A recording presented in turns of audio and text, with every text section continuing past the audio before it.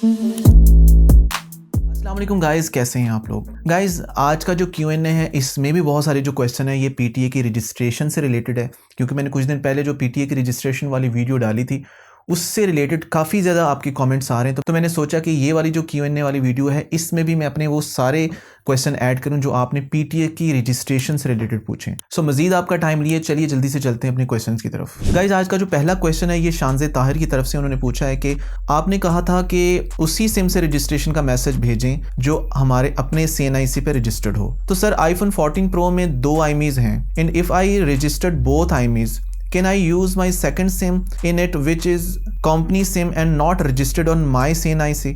और when traveling abroad तो वहाँ की लोकल सिम यूज़ कर लें एज अ सेकेंड सिम।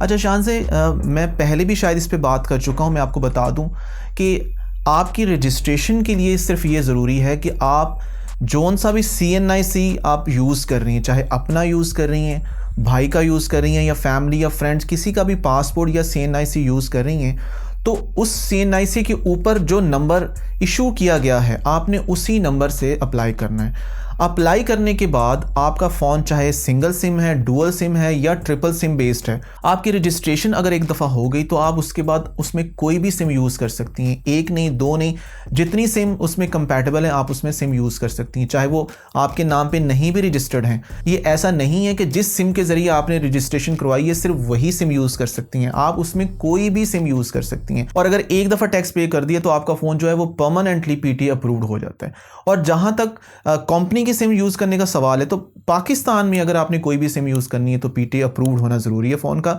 अगर आप अब्रॉड में हैं, अब्रॉड में जाके कोई भी सिम यूज़ करना चाहते हैं तो उसके लिए PTA का अप्रूवल ज़रूरी नहीं है। आप नॉन PTA फ़ोन्स के अंदर भी कोई सी भी अपनी मर्ज़ी के इसमें यूज़ कर सकती हैं। गाइज़ अगला क्वेश्चन है हमारा एलीट इन्फॉर्मेशन हाउस की तरफ से। उन्होंने पूछा है कि भाईजान I have iPhone 14 Pro Max, it has eSIM facility, can I registered one IMEI number, only SIM option और बोथ। अच्छा यहाँ पे मैं आपको क्लियरली बता दूँ कि अगर आपका फ़ोन डुअल सिम बेस्ड है या ट्रिपल सिम बेस्ड है, यानी उसमें 2 IMEIs हैं या 3 IMEIs हैं, तो आप किसी एक को अप्रूव नहीं करवा सकते, आपको पूरी की पूरी डिवाइस को अप्रूव करवाना पड़ेगा। शुरू में जब PTA का अप्रूवल स्टार्ट में यानी 2019 या 2020 की अगर बात करें तो स्टार्ट में ऐसी कुछ चीज़ें थी कि यहाँ पे लोगों ने सिर्फ फिजिकल सिम जो थे उनको उन्होंने अप्रूव करवाया था और वो अप्रूव करवाने का जो मेथड था वो उस दौर में चल जाता था, लेकिन अब नहीं ऐसा पॉसिबल। आप ऐसी अगर कोई भी डिवाइस लेते हैं जिसमें 2 IMEI नंबर हैं, 2 IMEI बेस्ड है वो फ़ोन, तो फिर आपको दोनों को अप्रूव करवाना पड़ेगा। और जहाँ तक eSIM का सवाल है तो eSIM तो अब बहुत कॉमन है। स्टार्ट में लोगों को इतना नाउ हाउ नहीं थी कि eSIM क्या होती है, लोगों को पता नहीं था, तो लोग फिजिकल सिम की तरफ भागते थे, लेकिन आज मोस्ट ऑफ द पीपल जो हैं वो eSIM की तरफ आ रहे हैं। और इसके बारे में मैंने एक डिटेल वीडियो भी बनाया है, यहाँ पे मैं आपको एक लिंक दे दूंगा, आप वो वीडियो ज़रूर देखिएगा। उसमें मैंने eSIM से रिगार्डिंग जितने भी सारे आपके डाउट्स हैं वो सारे क्लियर किए हैं। गाइज अगला क्वेश्चन बड़ा इंटरेस्टिंग है और ये तकरीबन हर उस बंदे के माइंड में आता है जो कि फाइलर है, जो टैक्स पे करता है। उन्होंने पूछा है कि if I am a filer do I still need to pay PTA tax, यानी जो लोग टैक्स पे करते हैं, जो फाइलर हैं, क्या उनको भी PTA टैक्स भरना पड़ता है? तो जी बिल्कुल, अगर आप फाइलर हैं या नॉन फाइलर हैं आपने PTA का टैक्स पे करना है।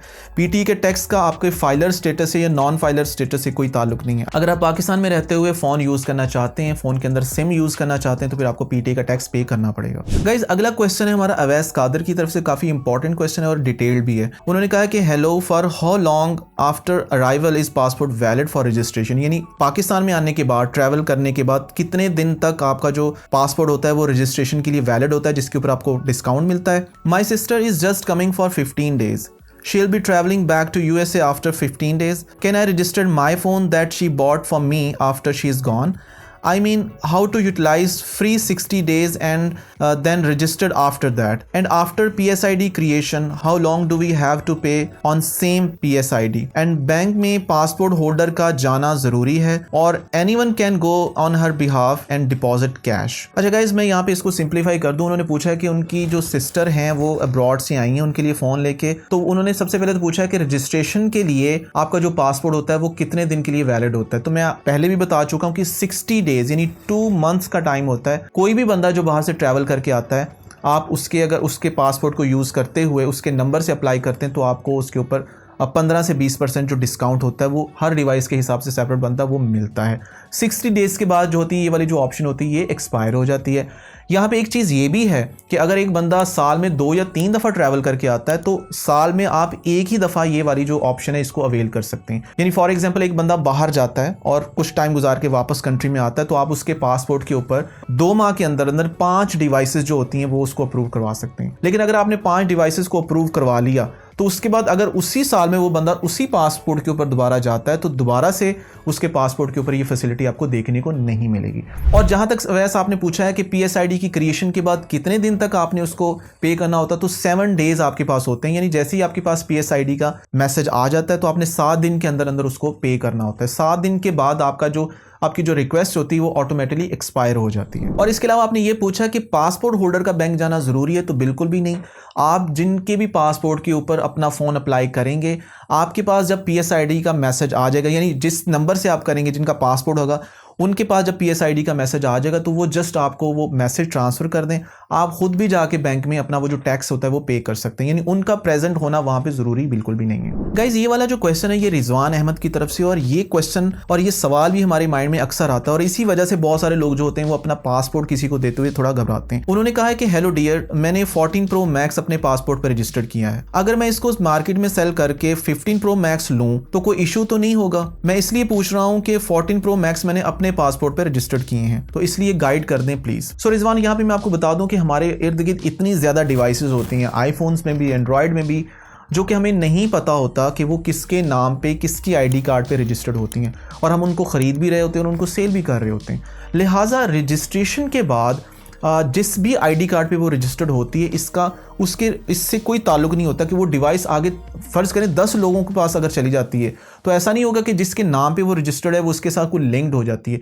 ये जस्ट एक PTA का टैक्स है, सिम की फैसिलिटी है। जैसे फ़र्ज़ करें आप किसी जगह पे आपने कोई घर लेना है तो आप अगर 10 दफ़ा वो ज़मीन सेल आउट करते हैं लेकिन पोजेशन चार्जेस वही बंदा पे करता है जिसने फाइनली वहाँ पर घर बनाना है, तो बिल्कुल इसी तरह से जो PTA का टैक्स है ये वही बंदा उसको पे करता है जिसने उसके अंदर सिम यूज़ करनी है। और अगर वो उसके बाद उसको सेल करता है तो डेफिनेटली उस फ़ोन की जो प्राइस होती है उसमें टैक्स की प्राइस भी ऐड हो, यानी टैक्स की अमाउंट भी ऐड हो जाती है।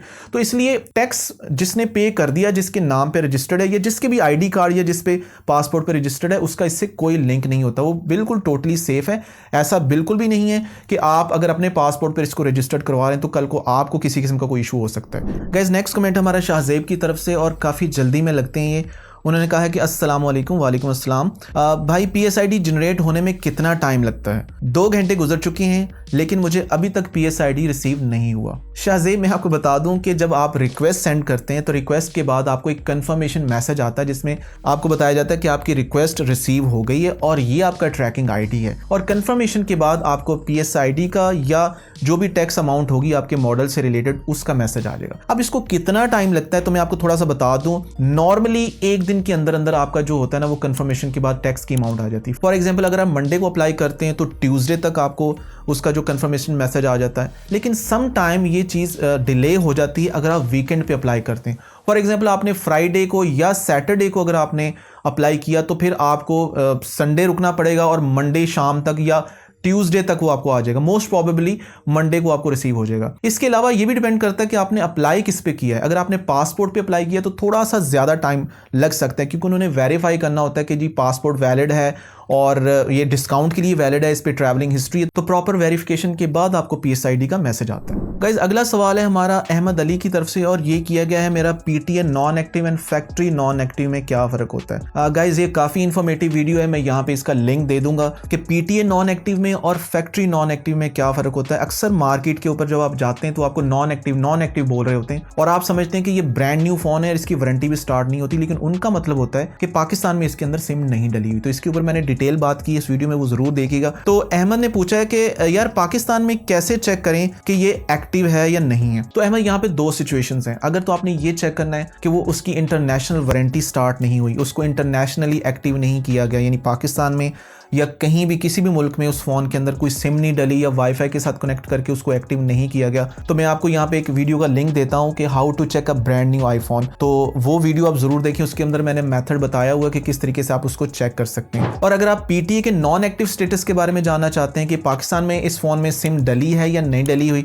यानी पाकिस्तान में जब भी कोई भी फ़ोन आता है तो हमारे पास एक ग्रेस पीरियड होता है, ग्रेस टाइम होता है, जिसके अंदर हम फ़ोन के अंदर सिम यूज़ कर सकते हैं। वो अगर सिंगल सिम मोबाइल है तो हमारे पास 2 माह होते हैं, और अगर डुअल सिम फ़ोन है तो हमारे पास 4 महीने होते हैं, यानी हर एक सिम के ऊपर 2 महीने होते हैं। ये हमारे पास कोई मेथड नहीं है कि अगर फ़र्ज़ करें किसी ने सिम डाल दी है तो वो जो काउंटर स्टार्ट हो जाता है तो हमें पता लग जाए कि यार इसमें सिम डले हुए 15 दिन हो गए या 1 महीना हो गया या कितने दिन हो गए। हमारे पास इसका कोई तरीका नहीं, हम उसको वेरीफाई नहीं कर सकते। इसका एक ही तरीका है कि जिस बंदे से आप खरीद रहे हैं वो बंदा आपको बता दे, मेक श्योर कर दे कि भाई इसको मैंने चलाया है, इसके अंदर सिम डली है या नहीं डली। इसके अलावा आपको जब तक सिम उसमें नहीं डाल देते आपको नहीं पता चलता। और सिम डालने के बाद भी फ़र्ज़ करें अगर आप सिग्नल आ जाते हैं तो भी आपको ये वेरीफाई नहीं होगा कि इसका जो ग्रेस पीरियड है वो 1 महीना रह गया है या 1.5 महीना रह गया या अभी से स्टार्ट हुआ है। तो इसके बारे में कोई तरीका नहीं है। सो फ्रेंड्स, ये थे आज के क्वेश्चन आंसर। अगर आपके माइंड में भी कोई सवाल है, कोई क्यूरी है, कोई डाउट है, आप कुछ भी पूछना चाहते हैं, कुछ भी क्लैरिफाई करना चाहते हैं आईफोन की बाइंग एंड सेलिंग से रिलेटेड या यूजेबिलिटी से रिलेटेड, कोई भी मसला है, आप मुझे मेरी वीडियो के सेक्शन में ज़रूर पूछें, मैं वहाँ पे भी आपको ज़रूर रिप्लाई करूँगा। और अगर कोई इंटरेस्टिंग कमेंट हुआ जिसका मैं समझता हूँ कि उसको अपनी Q&A वाली वीडियो में भी ऐड करूँ, तो मैं फिर वीकली वीडियो में भी उसको ऐड करके उसका डिटेल रिप्लाई करूँगा। वीडियो अच्छा लगा हो तो प्लीज़ इसको लाइक कर दें, शेयर भी कर दें, और इस चैनल को ज़रूर सब्सक्राइब कर दें और बेल आइकॉन को प्रेस कर दें ताकि इसी तरह के इन्फॉर्मेटिव वीडियोज़ आपको मिलते रहें। इंशाल्लाह आप लोगों से मुलाकात होगी अपनी नेक्स्ट वीडियो में। तब तक के लिए अल्लाह हाफिज़, पीस।